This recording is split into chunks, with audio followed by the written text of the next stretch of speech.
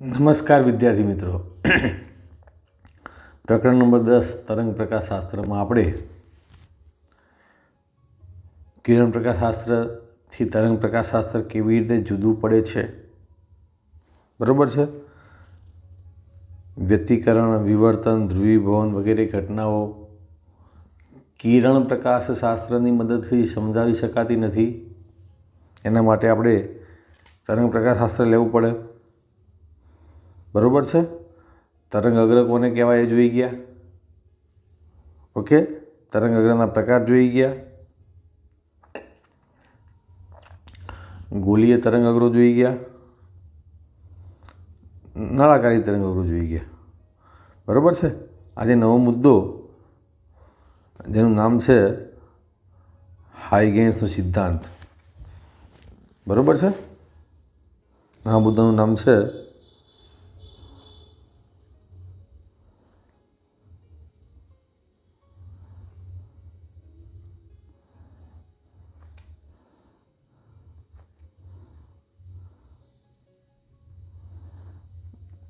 હાઇગેન્સનો સિદ્ધાંત. હાઇગેન્સ નામના વૈજ્ઞાનિકે તરંગ અગ્રો કેવી રીતે આગળ પ્રસરણ પામશે. તરંગ અગ્રોનો મતલબ તરંગ, તરંગનો મતલબ પ્રકાશ. તો પ્રકાશ કેવી રીતે આગળ પ્રસરણ પામશે એ વસ્તુ સમજાવી હતી, બરાબર છે. ઓકે, તમે જાણો છો, આગળ જોઈ લીધું આપણે કે ભાઈ તરંગ અગ્રોના પ્રકાર કેવા: નળાકારી તરંગ અગ્રો, ગોલીય તરંગ અગ્રો અને સમતલ તરંગ અગ્રો. આ દરેકે દરેક તરંગ અગ્રો માટે હાઇગેન્સનો સિદ્ધાંત લાગુ પડે છે, બરાબર છે. બિંદુવત પદાર્થ માટે આપણે જાણીએ છીએ કે ભાઈ બિંદુવત પદાર્થ હોય તો એના તરંગ અગ્રો કેવા હોય, તો એના તરંગ અગ્રો કેવા હોય, ગોલીય હોય, બરાબર છે. સમજી લો કે ચલો બિંદુવત પદાર્થમાંથી, બિંદુવત પદાર્થ છે અને આ બિંદુવત પદાર્થમાંથી આપણને આ રીતે ગોલીય તરંગ અગ્રો મળ્યા, બરાબર છે. એનું સેન્ટર પોઈન્ટ હશે બિંદુવત પદાર્થ, બરાબર છે. અને આ તરંગ અગ્રો બધી દિશામાં આગળ વધતા હશે. તરંગ અગ્રો બધી દિશામાં આગળ વધતા હશે. એમાંની ફક્ત કેટલીક દિશાઓ ધ્યાનમાં લઈએ, એમાંની બાળકો કેટલીક દિશાઓ ધ્યાનમાં લઈએ. ક્લિયર? ઓકે, બધી દિશાઓ ધ્યાનમાં લઈ શકાય, પરંતુ એમાંની કેટલીક દિશાઓ જ આપણે ધ્યાનમાં લઈએ છીએ. ઓકે, ખબર પડી ગઈ. હવે શું કહે છે કે આ જે તરંગ અગ્ર છે ને, આ તરંગ અગ્ર, આ તરંગ અગ્ર પરનું દરેક બિંદુ, એટલે હું કેટલાક બિંદુઓ લઈ લઉં. ધારો કે આ લઈ લઉં બિંદુ એ, આ લઈ લઉં બિંદુ બી, આ લઈ લઉં બિંદુ સી, આ લઈ લઉં બિંદુ ડી, આ લઈ લઉં બિંદુ ઈ. કેટલાક બિંદુઓ લીધા, લાખો કરોડો બિંદુઓ હોય. આ દરેક બિંદુ પોતાનામાંથી ગૌણ તરંગ અગ્ર ઉત્પન્ન કરે છે. ગૌણ તરંગ અગ્ર એટલે આ રીતે પોતાનામાંથી ગૌણ તરંગ અગ્ર ઉત્પન્ન કરે છે,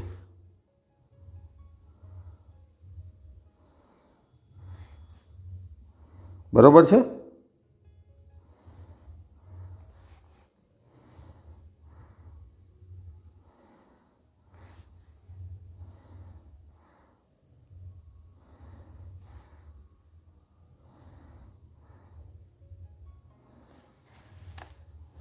મેં કેટલાક બિંદુ બતાવ્યા છે. સમગ્ર તરંગ અગ્ર પર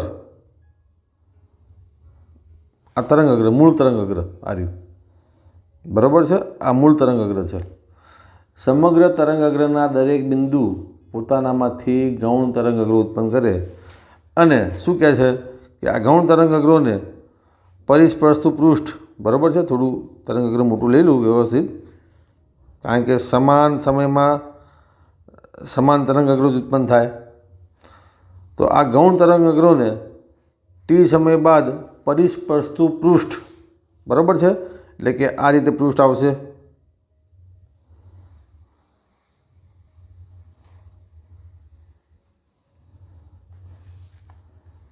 બરાબર છે ને, આ રીતે પૃષ્ઠ આવશે અને એવું ને એવું પૃષ્ઠ પાછળ પણ આવશે,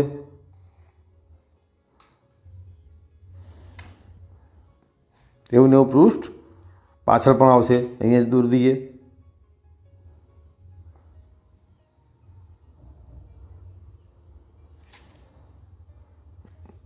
એક મિનિટ, અહીંયા પણ આ પૃષ્ઠ આવશે, બરાબર છે। તો અહીંયા ધ્યાન રાખજો બાળકો, મૂળ તરંગ અગ્રને હું કહીશ એક્સ વાય, આ મૂળ તરંગ અગ્ર, મૂળ તરંગ અગ્રને હું કહીશ એક્સ વાય, આને હું કહીશ એક્સ ડેશ વાય ડેશ, બરાબર છે ને, આ બિંદુઓ, બરાબર, આને હું કહીશ એક્સ વાય અને આને હું કહીશ એક્સ ડેશ વાય ડેશ। તો ફરીથી જુઓ કે ટી સમયના અંતે, આ ટી સમયના અંતે આ આપણને નવું તરંગ અગ્ર મળ્યું, નવું તરંગ અગ્ર મળ્યું, બરાબર છે। હવે શું થશે, હવે એ જ રીતે આ જે નવું તરંગ અગ્ર છે ને, આ બિંદુઓ બધા, તો નવા તરંગ અગ્રના બિંદુઓ પણ પોતાનામાંથી ગૌણ તરંગ અગ્રો ઉત્પન્ન કરશે અને એ ગૌણ તરંગ અગ્રોને પરિસ્પર્શતું પૃષ્ઠ એ જે તે સમયે નવું તરંગ અગ્ર આપશે। આમ તરંગ અગ્ર ક્રમશઃ આગળ વધતું જશે, તરંગ અગ્ર ક્રમશઃ આગળ વધતું જશે।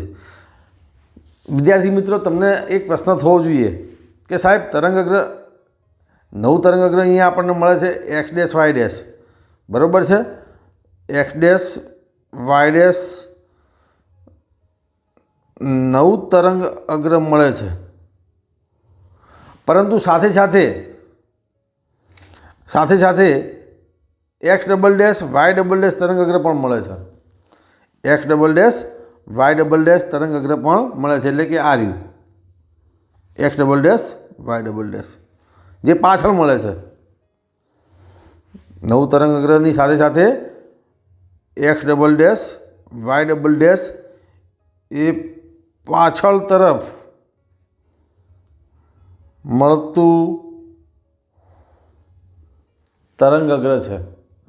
હવે અહીંયા ધ્યાન રાખજો છોકરાઓ, ખૂબ અગત્યનો મુદ્દો જ આવી રહ્યો છે કે એક તરંગ અગ્ર મળશે આગળ તરફ અને બીજું તરંગ અગ્ર મળશે પાછળ તરફ। તો અગત્યનો મુદ્દો નોંધી લેજો નોટમાં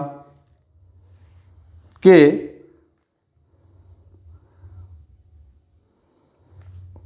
તરંગની તીવ્રતા I એ તરંગની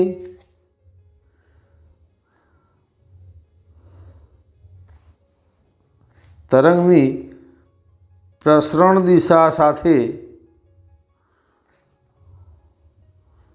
બનાવેલા ખૂણાના I ચલે છે cos સ્ક્વેર થીટા બાય 2 પ્રમાણમાં હોય છે। બનાવેલા ખૂણાના, આ ખૂણા આપણે કહી દઈએ થીટા, ખૂણા થીટાના I ચલે છે cos સ્ક્વેર થીટા બાય 2 ના પ્રમાણમાં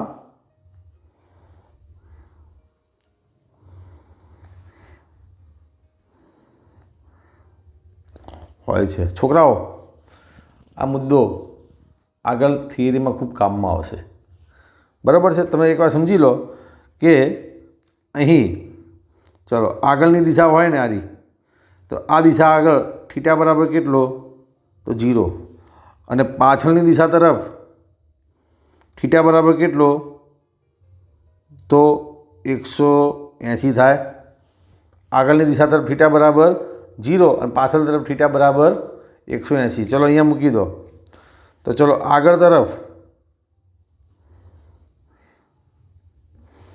તો I ચલે છે cos સ્ક્વેર 0 એટલે કે I બરાબર આવશે 1 અને પાછળ તરફ I ચલે છે cos સ્ક્વેર 180 ભાગ્યા 2 આથી I બરાબર આવશે 0 કારણ કે I ચલે છે cos સ્ક્વેર 90 બરાબર છે ને। મતલબ એનો મતલબ એવો થયો કે તરંગ પાછળ તરફ આગળ વધતું નથી। બરાબર છે। કોના કારણે તો આ રિલેશનના કારણે। તો આપણે વ્યાખ્યાયિત કરી દઈએ હાઇગેન્સનો સિદ્ધાંત। હાઇગેન્સના સિદ્ધાંતને વ્યાખ્યાયિત કરી દઈએ કે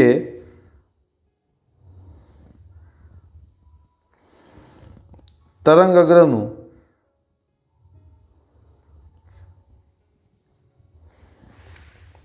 દરેક બિંદુ પોતાનામાંથી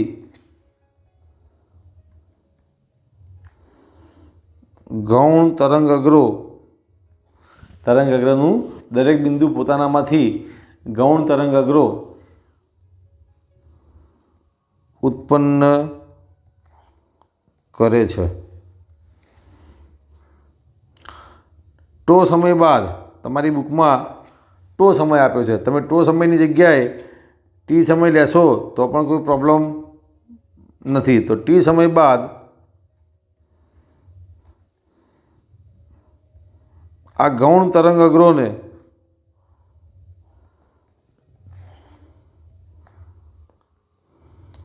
પરિસ્પર્શતું પૃષ્ઠ જે તે સમયે અને સ્થાને નવા તરંગ અગ્રની દિશા અને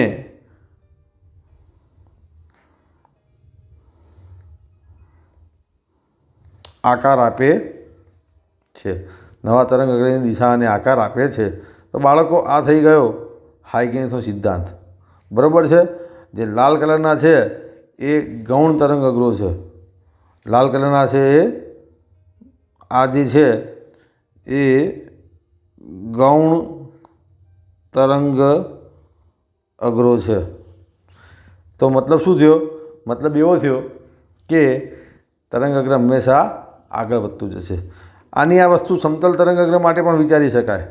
ચાલો સમતલ તરંગ અગ્ર લઈએ તો જોઈએ સમતલ તરંગ અગ્ર માટે। તો ચલો આ સમતલ તરંગ અગ્ર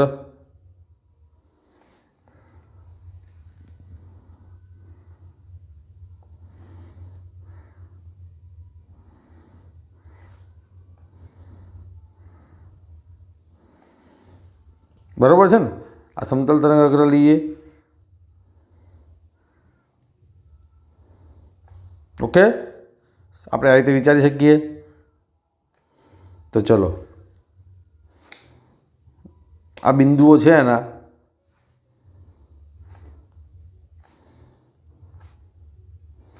આ બિંદુઓ પોતાનામાંથી શું ઉત્પન્ન કરશે? ગૌણ તરંગ અગ્રો ઉત્પન્ન કરશે।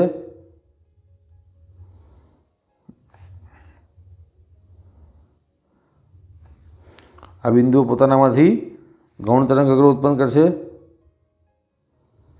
1, ત્યારબાદ 2, જોઈ લો 3 અને 4। ચલો જો તરંગ અગ્ર આ રીતે આગળ વધતું હોય તો પછી આ તરંગ અગ્રને આપણે કહીએ XY। તો નવું તરંગ અગ્ર ક્યાં મળશે? તો નવું તરંગ અગ્ર અહીંયા મળશે। નવું તરંગ અગ્ર અહીંયા મળશે, એના આપણે કહીશું એક્સ ડેશ વાય ડેશ. હવે આ નવું તરંગ અગ્ર પોતાનામાંથી તરંગો ઉત્પન્ન કરશે. આ રીતે ક્રમશઃ આગળ વધતું જશે. બરાબર છે. તો આ થઈ ગયો હાઇગેન્સનો સિદ્ધાંત. બરાબર છે. જોઈ લો એકવાર.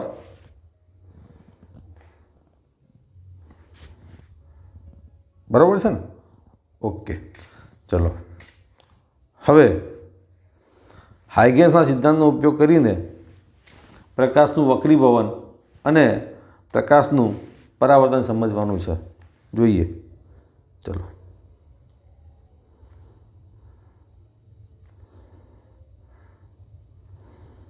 હાઇગેન્સના સિદ્ધાંતનો ઉપયોગ કરીને પ્રકાશનું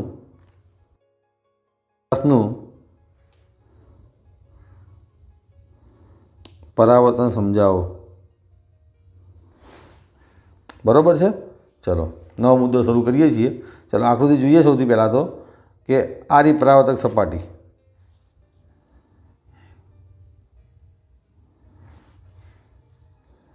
આ પરાવર્તક સપાટી છે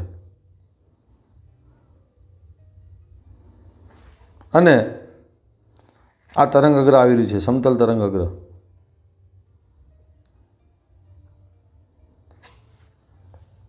ક્લિયર? આ સમતલ તરંગ અગ્ર આવી રહ્યું છે. આ સમતલ તરંગ અગ્રનું હું નામ આપી દઈશ પી અને ક્યુ. હવે જુઓ બાળકો, માધ્યમ બદલાતું નથી, માધ્યમ તો એનું એ જ છે. એટલે આ સમતલ તરંગ અગ્ર જ્યારે ગતિ કરતું આ દિશામાં ગતિ કરે છે, ગતિ કરતું અહીંયા આ બિંદુને અથડાય. બરાબર છે ને? ઓકે, ગતિ કરતું આ બિંદુને અથડાય આમ.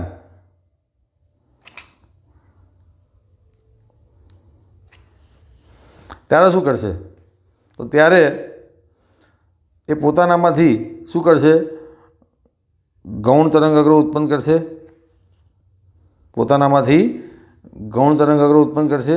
એટલે કે આ રીતે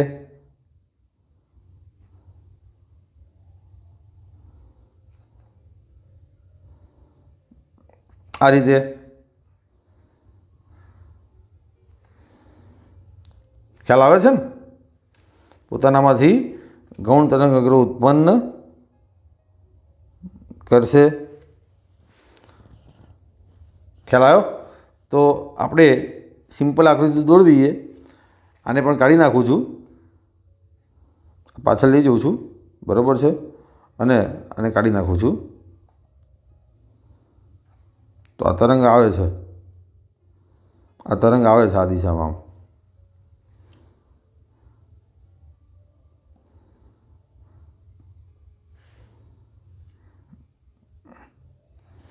આ તરંગને આપણે કહીએ પી ક્યુ અને અહીંયા અથડાય છે. બરાબર છે? ઓકે,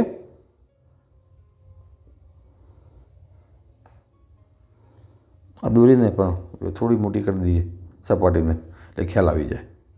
ઓકે, ચલો. હવે શું થાય છે બાળકો? જુઓ, ખાસ ધ્યાન રાખજો કે બિંદુ પી એ અહીંયા આવી ગયું. આ બિંદુ પી પોતાનામાંથી શું ઉત્પન્ન કરશે? ગૌણ તરંગ અગ્ર ઉત્પન્ન કરશે. ગૌણ તરંગ અગ્ર ઉત્પન્ન થઈને ધારો કે આટલું મળે છે. ગૌણ તરંગ અગ્ર ઉત્પન્ન થઈને ધારો કે આ લેવલે મળે છે આટલું.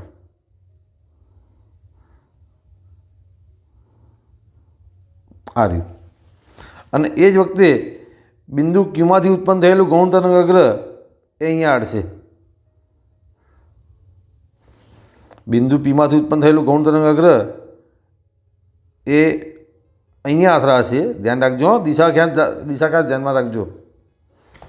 બિંદુ ક્યુમાંથી ઉત્પન્ન થયેલું ગૌણ તરંગ અગ્ર એ અહીંયા અથડાશે અને એ વખતે બિંદુ પીમાંથી ઉત્પન્ન થયેલું ગૌણ તરંગ અગ્ર એ આટલે પહોંચશે. ખ્યાલ આવ્યો? ચલો, મતલબ હવે અહીંયા સ્પર્શક દોરી દઉં. આ સ્પર્શક દોરી દઉં. ક્લિયર?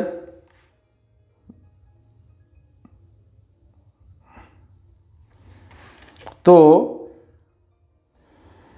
આ થઈ જશે આપાત કોણ આઈ અને આ થઈ જશે વક્રીભૂત કોણ આર. ફરીથી ધ્યાનમાં રાખો, બધું જ એકવાર ફરીથી સમજાવું છું,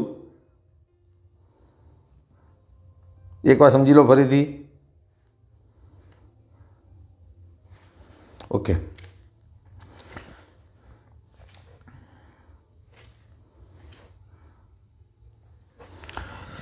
આ બિંદુ પી તરંગ અગ્ર અહીં અથડાયું ત્યારે પોતાનામાંથી ગૌણ તરંગ અગ્ર ઉત્પન્ન થવાની શરૂઆત કરશે અને આ ગૌણ તરંગ અગ્ર આગળ વધતું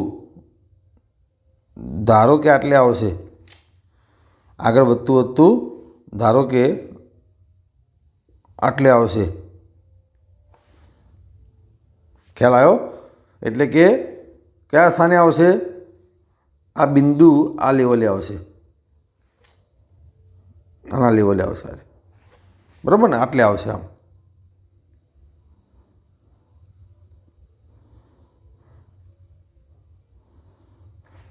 એ જ વખતે બિંદુ ક્યુમાંથી ઉદ્ભવતું તરંગ અગ્ર એ કેટલે જશે? તો એ સામે જશે આમ,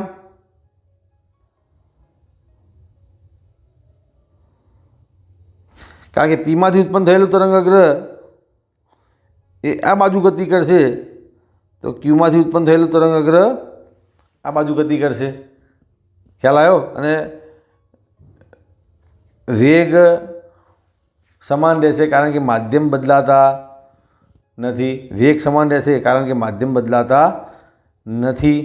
મતલબ એવો થયો કે આ બિંદુ ક્યુ ડેશ લઈએ તો આને લઈએ બિંદુ પી ડેશ, તો હવે બિંદુ ક્યુ ડેશ અને પી ડેશને આપણે જોડી દઈએ ને તો આપણને જે નવું તરંગ અગ્ર મળશે ને એ આ રીતે મળશે. આ થઈ ગયો આપાત કોણ આઈ અને આ થઈ ગયો આપાત આર, પરાવર્તન કોણ આર. આને તમારે સમજવું હોય તો સિમ્પલ ભાષામાં આ રીતે સમજી શકાય. આ આકૃતિ પરીક્ષામાં દોરવાની જરૂર નથી, તમે સમજી લો કે ચલો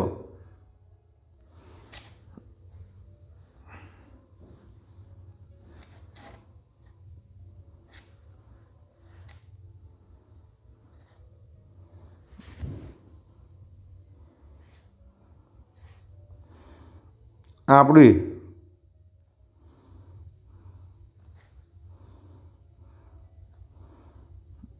આ લંબ છે. આપણે જાણીએ છીએ કે ભાઈ આ પરાવર્તક સપાટી હોય, આ પરાવર્તક સપાટી હોય, બરાબર છે ને? તો આપાત કોણ બરાબર આપાત કોણ બરાબર પરાવર્તન કોણ થાય. એ જ રીતે આપાત કોણ બરાબર પરાવર્તન કોણ થાય. એ જ રીતે આપાત કોણ બરાબર પરાવર્તન કોણ થાય. એ જ રીતે આપાત કોણ બરાબર પરાવર્તન કોણ થાય. મતલબ એવો થયો કે આ આપાત કિરણ, આ પરાવર્તિત કિરણ, આપાત પરાવર્તિત, આપાત પરાવર્તિત, આપાત પરાવર્તિત. તો હવે આ જે કિરણો ખરા ને, દેખી જુઓ દરેક જણ,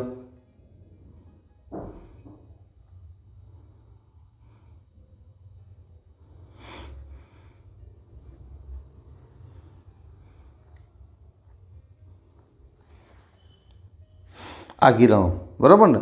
તો આ કિરણોમાંથી જે તરંગ અગ્ર મળે ને એ આપાત તરંગ અગ્ર અને આ પરાવર્તિત તરંગ અગ્ર. ખ્યાલ આવી ગયો? તો તમારા આકૃતિમાં દેખાય છે દરેક જણને આપાત અને પરાવર્તિત તરંગ અગ્ર. તો આ આકૃતિ દોરવાની જરૂર નથી, સમજવા માટેની વાત છે ખાલી, બરાબર છે? આ પરાવર્તિત તરંગ અગ્ર. ક્લિયર? ચલો હવે આકૃતિની ભૂમિતિ પરથી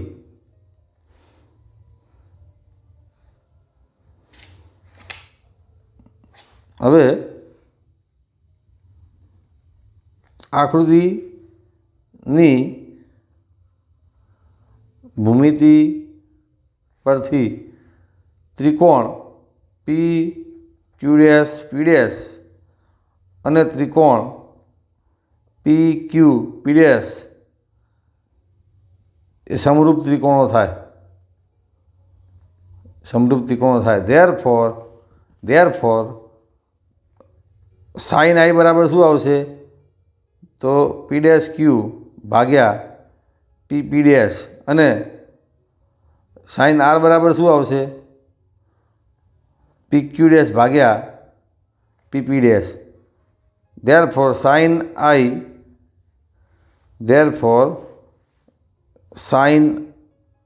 આઈ બરાબર, ચલો આ શું આવશે, વીટી ભાગ્યા પીપી ડેશ, અને સાઇન આર બરાબર એ પણ શું આવશે, વીટી ભાગ્યા પીપી ડેશ. બરાબર છે. ધેરફોર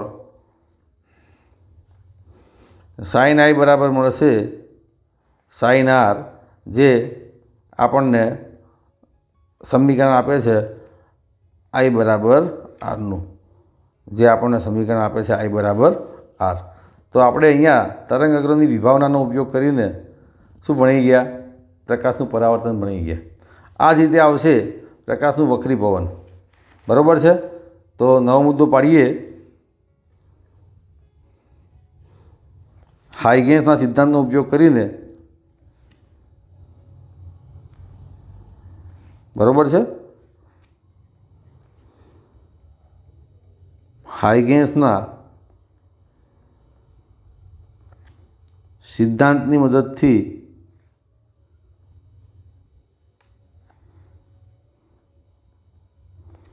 પ્રકાશનું વક્રીભવન સમજાવો. પ્રકાશનું વક્રીભવન સમજાવો. ચલો અહીંયા પણ સિમ્પલ છે કે સૌથી પહેલાં તો આપણે એક વક્રીભવનકારક સપાટી લઈ લેવાની. તો આ થઈ ગઈ વક્રીભવનકારક સપાટી. બરાબર છે. ઓકે, આ થઈ ગઈ વક્રીભવનકારક સપાટી. ક્લિયર? ઓકે. હવે અહીંયા શું થાય છે કે પાતળું માધ્યમ શું આવશે, N1 આવશે, અને ઘટ માધ્યમ શું આવશે, N2 આવશે. ઘટ માધ્યમ N2 આવશે. હવે ધ્યાન રાખજો બાળકો, શું થાય છે કે ચલો એક તરંગ અગ્ર આવે છે. આ તરંગ અગ્ર PQ અહીંયા આપાત થાય છે. તરંગ અગ્ર PQ થોડું મોટું લઉં છું.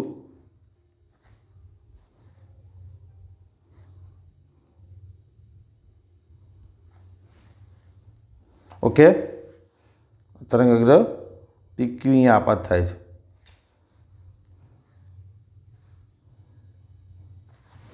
હવે શું થાય છે કે અહીંયા ધ્યાન રાખજો, વક્રીભવન થાય, માધ્યમ બદલાય, માધ્યમ બદલાય એટલે વેગ પાતળા માધ્યમમાંથી ઘટ માધ્યમમાં જાય છે એટલે વેગ શું થશે, ઘટશે. એટલે મતલબ એવો થયો કે અહીંથી તરંગ અગ્ર ટી સમયમાં એ ફક્ત કેટલો વેગ મેળવશે, ફક્ત V1t જેટલા વેગથી આટલું અંતર કાપશે. V1t જેટલા વેગથી એ આટલું અંતર કાપશે.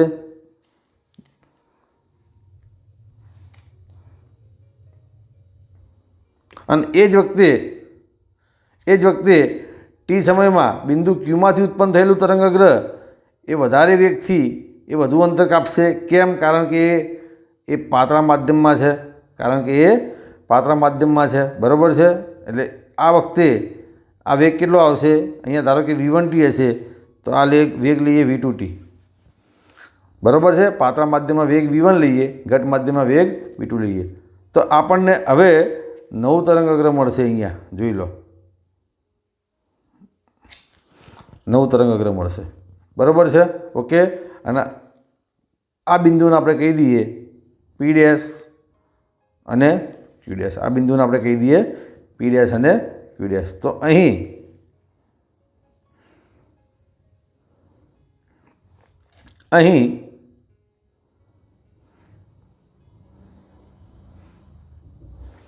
આકૃતિ પરથી તો ચલો આ થઈ જશે આપાત કોણ I, અને આ થઈ જશે વક્રીભૂત કોણ R. વક્રીભૂત કોણ અહીં આકૃતિ પરથી સાઇન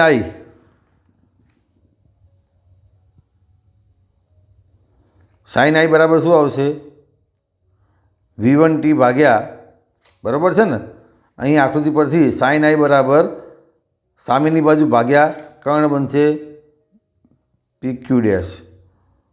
અને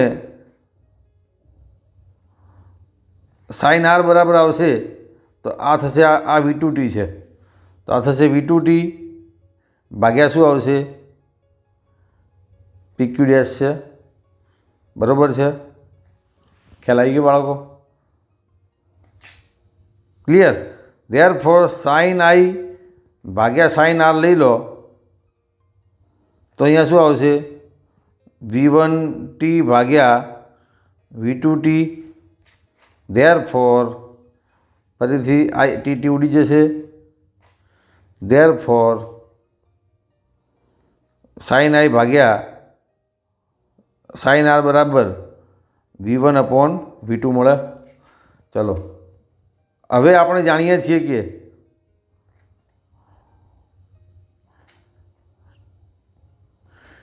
n બરાબર સૂત્ર આવશે C/V.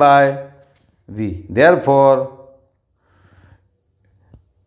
N2/N1 બરાબર શું આવશે, V1/V2 થાય, કારણ કે n ચલે છે 1/V. વક્રી ભવનાંક n ચલે છે 1/V. આને કહીશું સમીકરણ નંબર 1. સમીકરણ નંબર 1માં કિંમત મૂકી દઈએ સમીકરણ નંબર 2ની. ક્લિયર? બરાબર ને? ધેરફોર સાઇન આઈ ભાગ્યા સાઇન આર બરાબર શું આવશે, N2/N1. ધેરફોર N1 સાઇન આઈ બરાબર આવશે N2 સાઇન આર. આ સમીકરણ એ સ્નેલનો નિયમ છે. બરાબર છે? કોના માટે? વક્રીભવન માટે. વક્રીભવન માટે સ્નેલનો નિયમ છે. અને આના માટે આપણે શું કર્યું? કોનો ઉપયોગ કર્યો? હાઇગેન્સના સિદ્ધાંતનો ઉપયોગ કર્યો. આ આકૃતિ પણ સમજવી તો અહીંયા સમજી શકાય, આ રીતે સમજી શકાય. જોઈ લો, જસ્ટ ખાલી સમજવા માટે હો બાળકો, પરીક્ષામાં દોરવી જરૂરી નથી. અહીંયા સમજાવું છું કે ધારો કે અહીંયા આ વક્રીભવન પામે છે. બરાબર છે ને? તો આ આવતું તરંગ અગ્ર, બરાબર ને? આ રહ્યું આવતું તરંગ અગ્ર અને આ જતું તરંગ, અને આ રહ્યું જતું તરંગ અગ્ર. ક્લિયર? આવતું તરંગ અગ્ર અને જતું તરંગ અગ્ર. ઓકે?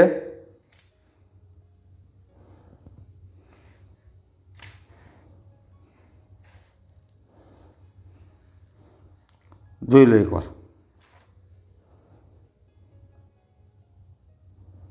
બરાબર છે?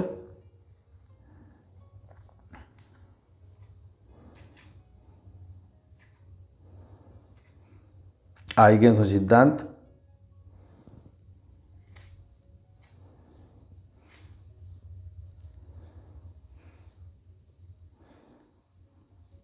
ઓકે? બરાબર છે ને? Thank you very much.